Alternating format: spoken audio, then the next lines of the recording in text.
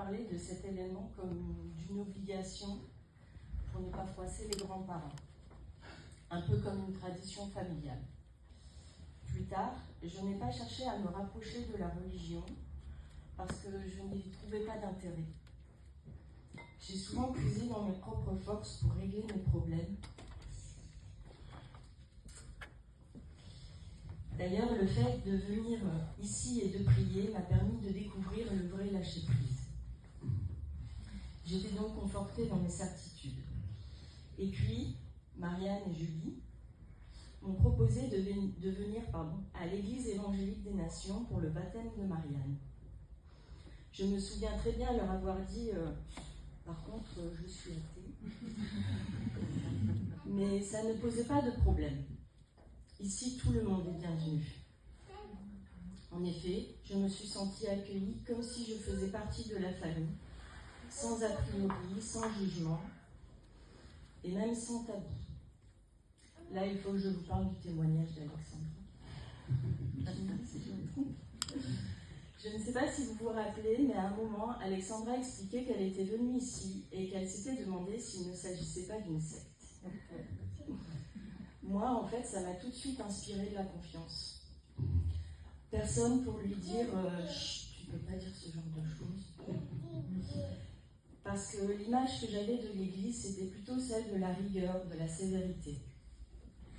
Et même après, lors des agates, je me suis rendu compte qu'on pouvait échanger nos points de vue sans problème. Ensuite, Luc et moi, nous sommes rentrés à la maison. J'étais sur un petit mur. Je ne peux pas vous décrire à quel point je me sentais bien. Nous avons beaucoup discuté entre nous et notre conclusion a été « il faut y retourner ». Parce que ce n'était pas juste comme un bon moment passé en famille. C'était plus que ça. Dans la semaine qui a suivi, je n'arrêtais pas de penser au Seigneur. Et je me disais,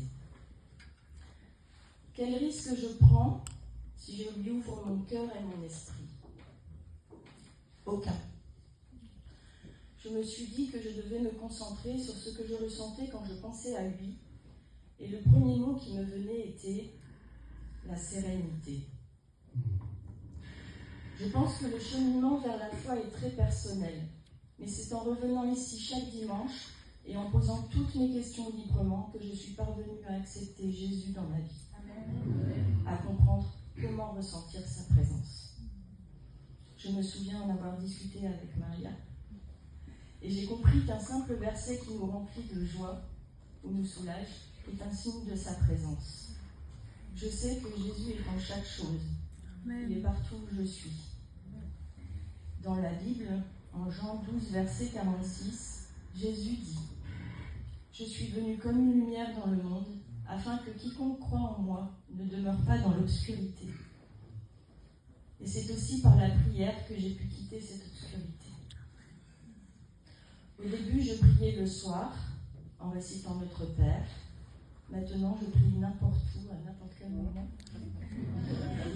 Je fais quand même attention, parce que parfois, la prière me fait un peu oublier ce qu'il y a autour de moi.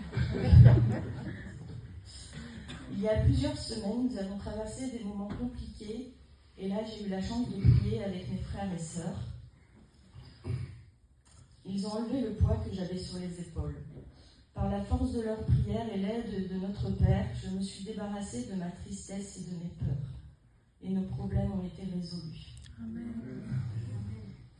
Si j'ai réussi à trouver le chemin qui mène au Seigneur, c'est par une prise de conscience de ma foi. Mais c'est aussi grâce à vous, mes frères et sœurs, grâce à votre bienveillance, à votre écoute, vos conseils et votre patience. Alors de tout cœur, merci à tous. Aujourd'hui, je veux renaître en Christ et être une enfant de Dieu. Amen.